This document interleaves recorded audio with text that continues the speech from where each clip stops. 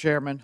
Ms. Kellen, you mentioned earlier that many people, employees at the EPA, just wanted to do their job, and if the managers could get out of their way, they would be able to do so. And just to counter a bit from the gentleman from Virginia, we're not talking about an agenda against clean air or safety or that type of thing, but there are many business owners out there, quite frankly, who feel the same way about the EPA as the people who are working there. They just want to get the EPA off their back and allow them to do their business without being bullied by the culture that is within the EPA. But I do want to go specifically to some of the issues you brought up regarding retaliation. There's been quite a bit mentioned in that regard here today.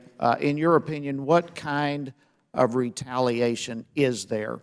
We mentioned bullying, perhaps changing of positions, but specifically, what type of retaliation is there against people who report these type of things? In the instance that I mentioned in my testimony, once the employee had filed her EEO claim, they decided to go on a fishing expedition and search through her email and go through her desk and try to find something that they could go after her for. And so that's one way. And really, when you look at the nature of the agency. And what would they use that information, whatever they found? Would it be used in a blackmail kind of way, or what? How would they use it? It was used to try to remove her from Federal service. Okay.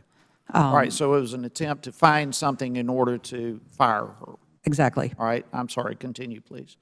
In other instances, I think the issue with the Federal government is very easy because of the amount of, after the Beal situation, the time and attendance rules are very tight, and we're spending an extraordinary amount of money trying to enforce that against the rank and file employees.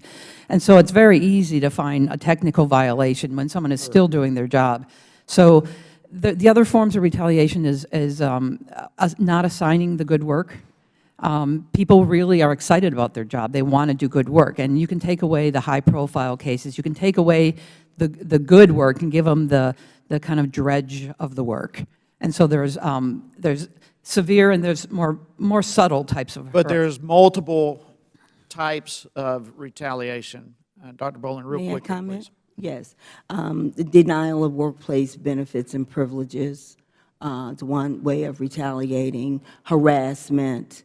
Then you have the removal, the backdating of personnel actions to change the situation so that it appears to be what management wants it to be. And you mentioned earlier specifically intimidation. Yes. So there's quite a bit of that. All right, how prevalent is retaliation in the culture of Mr. Hice, may I address also that issue and that question, if you don't? Yeah, but do so quickly. My time's running out. The higher up you go, the more the retaliation. You have a go-along to get along mentality. You file one complaint, say something is wrong, there's now 25, 30 people you now have to watch. Okay.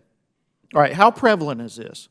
It's very prevalent. The higher up you go, the more prevalent. All right, so this is not, these are not out of the ordinary. These are not exceptions. The entire culture is a culture of you fall in line, you do as you're told, or you will suffer consequences. That is correct. Absolutely. All right, now all of you would agree with that. Yeah. I actually might disagree a little bit because there are some managers there who really do support their employees and allow them to do their work. That would be the exception. Well, we're talking different regions, too. No, not necessarily. Not necessarily. All right, but it's not uncommon. Is it safe to say it's not an uncommon? Right, and maybe I just come from a location that has better managers than they have in Chicago. Okay, well, what are the options that a person has if they want to identify harassment or they've seen something that they want to report? What are the legitimate options given the fact that there is a culture of retaliation if they go forward? Your options are diminished. But again, we talked about OIG, the perception or persona. And I think OIG would do an excellent job, but the persona, OCR. If you look at the new OCR policies that the agency just came out with, they just changed them. Now, you don't even contact the What about the OCR person office. who's there, though? I mean, do they feel like there are options, or do they feel like they just have to be silenced? They feel like they have to be silent. Their options are gone. All right, so they don't feel comfortable. No, they do not. Okay. Thank you, Mr. Chairman. Thank you, gentleman.